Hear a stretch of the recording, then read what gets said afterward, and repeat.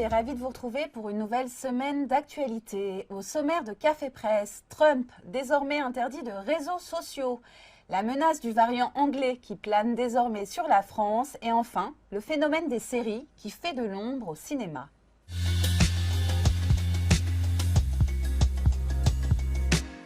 Le journal du dimanche publiait ce week-end le meilleur du pire des tweets de Donald Trump durant ses 4 années passées à la Maison-Blanche. 25 messages outrageux et souvent obscurs, voire incompréhensibles, qui auront marqué une présidence outrancière. Un exemple, ce tweet datant de janvier 2018 dans lequel il répondait aux accusations formulées sur sa santé mentale par le journaliste Michael Wolff dans Le Feu et la Fureur. En fait, toute ma vie, mes 2 plus grands atouts ont été ma stabilité mentale et le fait que j'étais genre vraiment intelligent.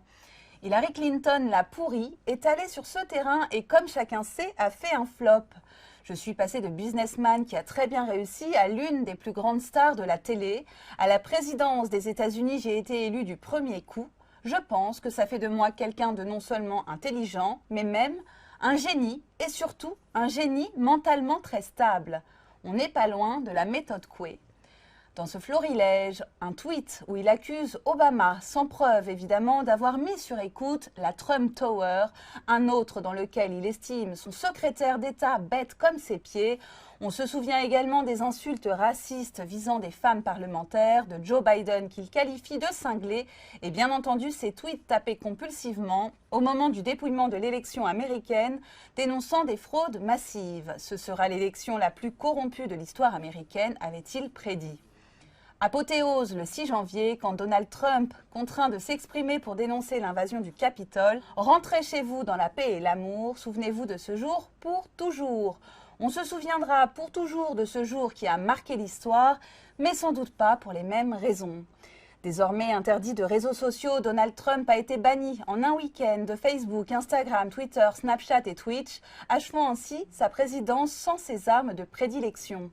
Selon Libération, cette censure légale et néanmoins tardive interroge sur le rôle des géants du web américain dans les démocraties et nous rappelle l'impérieuse nécessité d'une régulation transnationale. Le seul moyen, je cite, d'encadrer, à défaut de les empêcher, les hydres numériques de demain.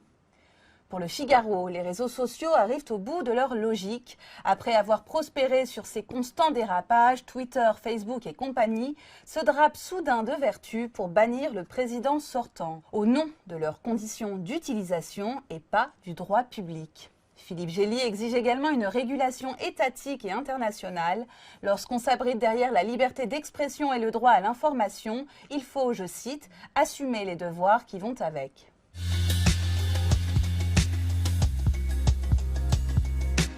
Désormais, chaque minute compte pour endiguer la propagation de la souche anglaise. Non, ce n'est pas le teaser d'une série d'anticipation pour Netflix, mais bien les propos tenus dimanche par Benoît Payan, le maire socialiste de Marseille, qui s'exprimait devant une caserne de pompiers. Alors qu'en France, la campagne de vaccination semblait enfin lancée et sur de bons rails, un nouveau rebondissement sème la panique dans la cité phocéenne, où au moins 8 cas de la souche britannique ont été détectés. Alors qu'au sommet de l'État, on parle d'avis de tempête, une enquête nationale sur tous les tests positifs réalisés jeudi et vendredi dernier a été lancée.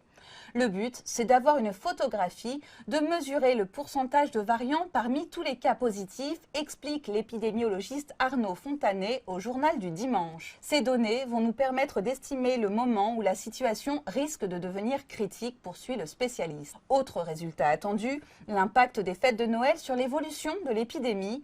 Un conseil de défense devrait se tenir mercredi pour étudier tous ces résultats et envisager ou non de nouvelles restrictions.